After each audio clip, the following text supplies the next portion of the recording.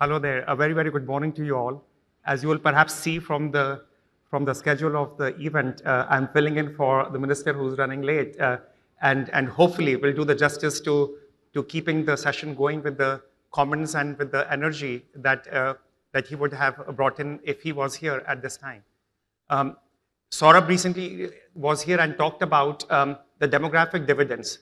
I want to start with the economic tailwinds that India is seeing, and in there, the role of the services sector, the role of the GCCs, and what is the opportunity set for the talent of the country. So, can you hear me as I move around? It feels odd that I'm standing there. Is this okay? Can you hear me okay?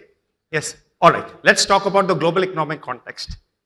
So this is Goldman Sachs' research. According to our research, the world economy is going to see a movement up of about 2.6% year over year for the next 5 years. This is after a lot of fiscal and monetary tightening and adjustments that the central bankers around the world had to go through on the back of the relief that they had to provide coming off from the COVID dislocations.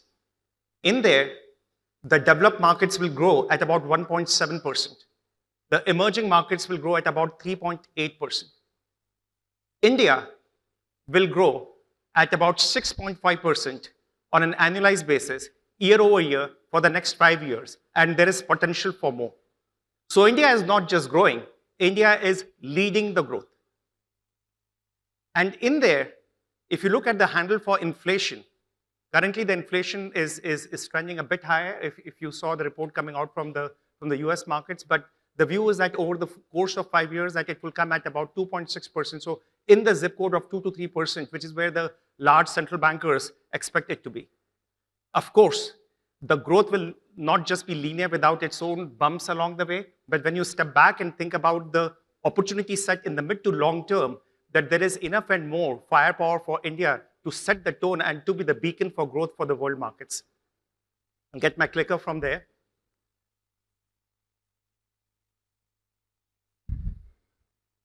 All right. Now, what does that mean in the context of the economy of India over a long-term period? As I said, India will grow at 6.5% on an annualized basis. And when you add it up, India is on the path of becoming the third largest economy in the next decade, surpassing $10 trillion in its GDP. It is quite a substantial statement for our country. What Saurabh mentioned about the ambitions of the small kids and what they get when they come into environments, the opportunity set for that generation is huge. And in there, the union budget that came out by the finance minister just in 2025, we believe, based on our research and our analysis, sets the path for a sustainable growth. And that budget is about consumption-driven economy. That budget is about tax reforms that will drive the ease of doing business in the country as well. It is about investments in AI. It is about investments in the deep end of the startup ecosystem that needs to be funneled, as well as it is about investments in the energy sector, which is so much required, including for the domain of AI. All right. Before we talk about the services sector and GCCs, let's first understand what's the opportunity set in the context of the biggest engineering imperatives that are going on in the world right now, to which all the economies around the world, all the enterprises around the world, and yes, all the governments around the world will have to adjust their trends towards.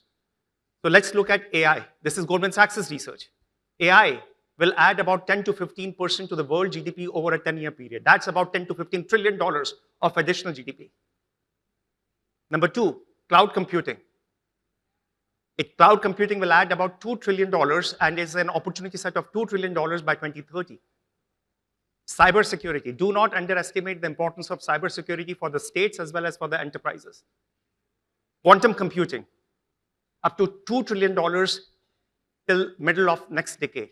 And last but not the least, IoT. And that will be driven, of course, with all the innovations that are happening in the world of telecom, including 5G and 6G as we go along.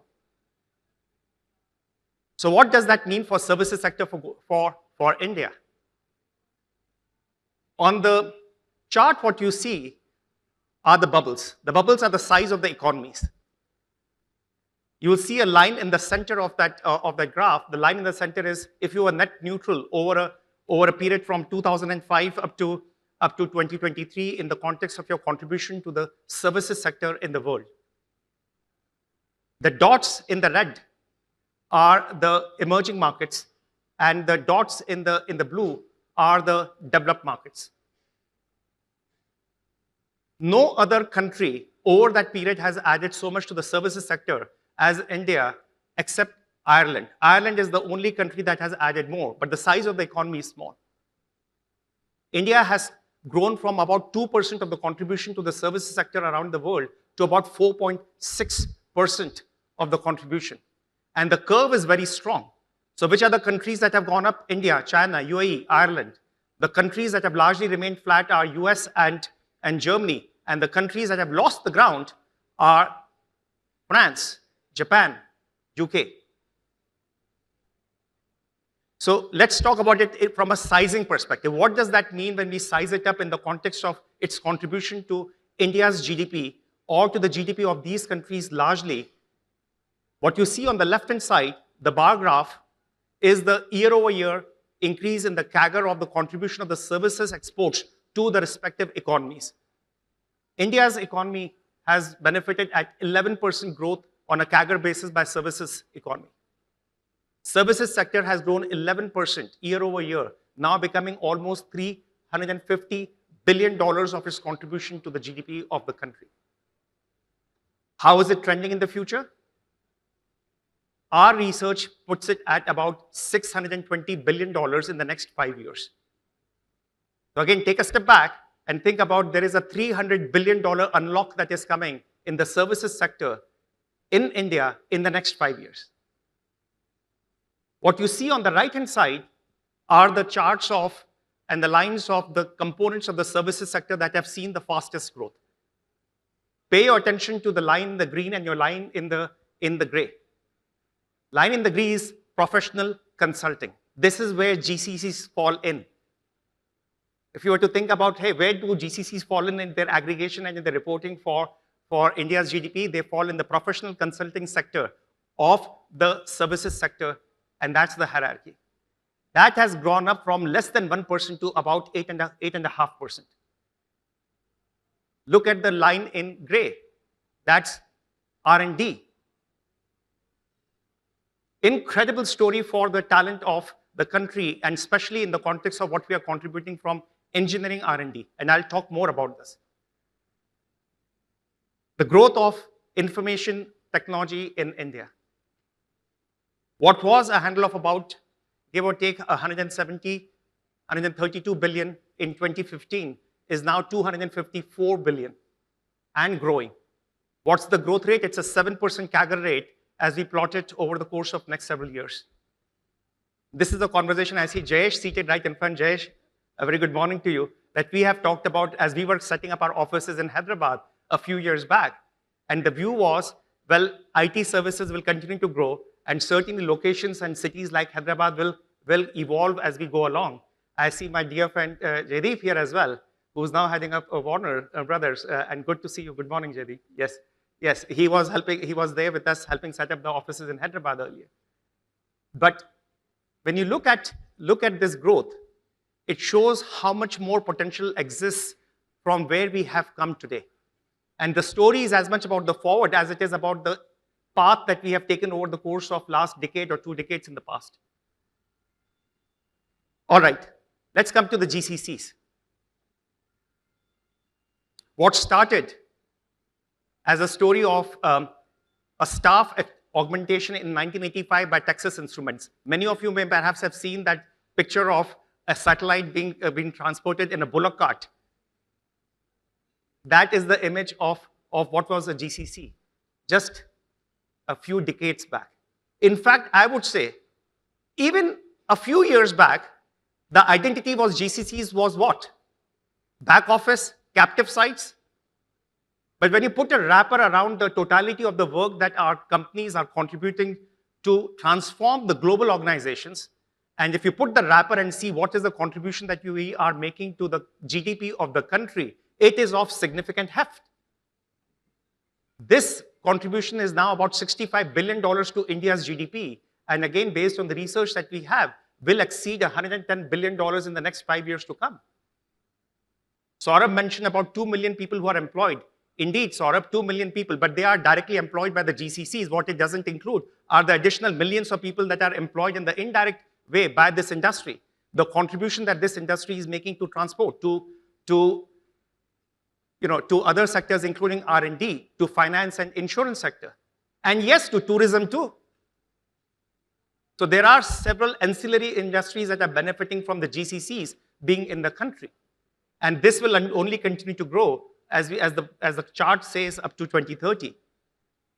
So moving on, I talked about R&D, engineering R&D.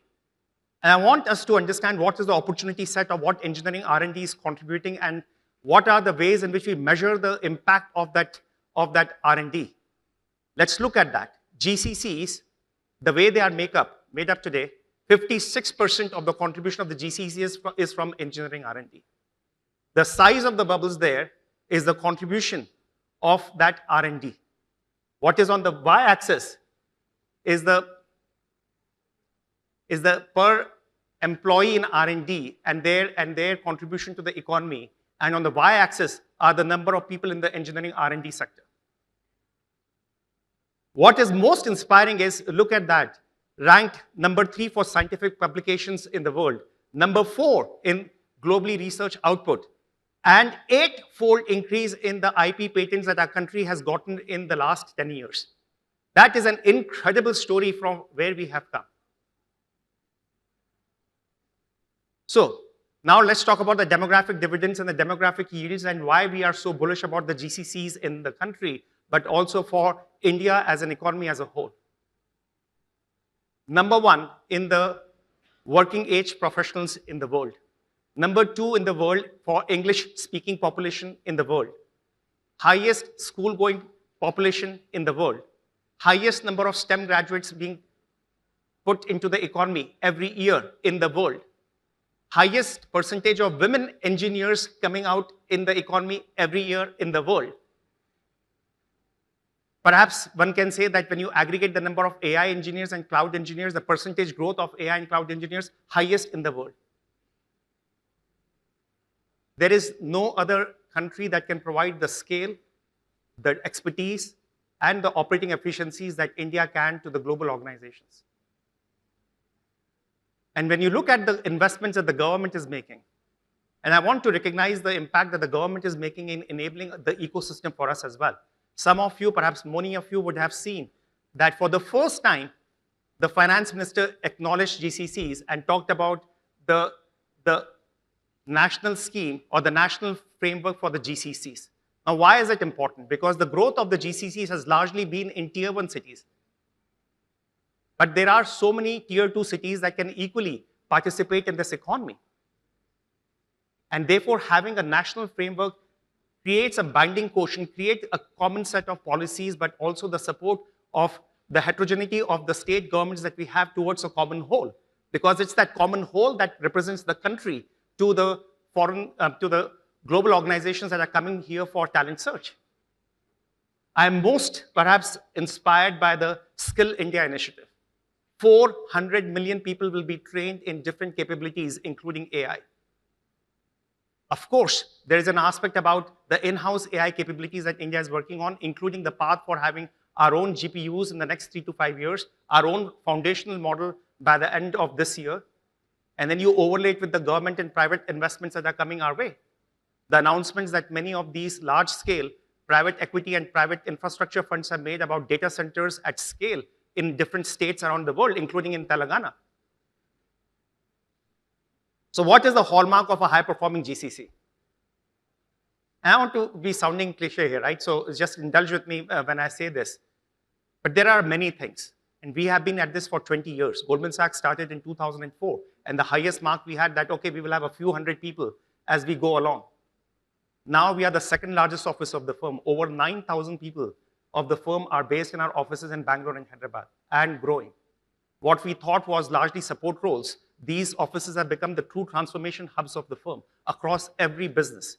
And it isn't just about traditional finance, operations, and engineering roles. It's equally about sales, trading, quantitative portfolio management, research, risk, and and a whole bunch of efforts that we are putting in building our alts platform in private equity and private credit. So it starts, number one, with the purpose. What is the purpose that defines the existence of your GCC? What's that identity? Why is it important? It is that identity that creates a binding glue for all the people who work in that company, in that office. Two, it's the culture. When you walk into the office of any GCC, it should feel like you have just come into another office. It isn't a back office, it isn't some captive site. When we come to our offices in Goldman, Bangalore, and Hyderabad, it's just like you are walking into another office of the firm. And that cultural inheritance is an important part on how the GCCs also get integrated into the fabric of the organization. The third, cannot speak enough about talent. But talent isn't about just the access to talent. That's a given. That's table stakes. So what do I mean by talent? Talent is so much about creating career paths that the ambitions of our people can be met right here in the offices in the GCCs. That is what the sustainable aspect of a GCC is, which is you have career paths for people who can be hired from campuses and can lead their careers to becoming senior leaders of the firm, where location is not a binding constraint on their ambitions. That is the hallmark of a sustainable GCC. And I'll end up with a famous quote from Graham Bell in 1860s, when he had mentioned that one day, every major city in America will have a telephone. You see the inventors in their time, they are not able to perhaps project what the impact of their innovations can be over a long-term period. And I submit to you that in the early stage of where Gen AI is, in the early stage of the embracement of Gen AI in the enterprises and how it will transform the enterprises to the governments to the states around the world, India will be the front office. India will have a front row seat in enabling that global transformation for the world. So let's be ambitious, and thank you for indulging me.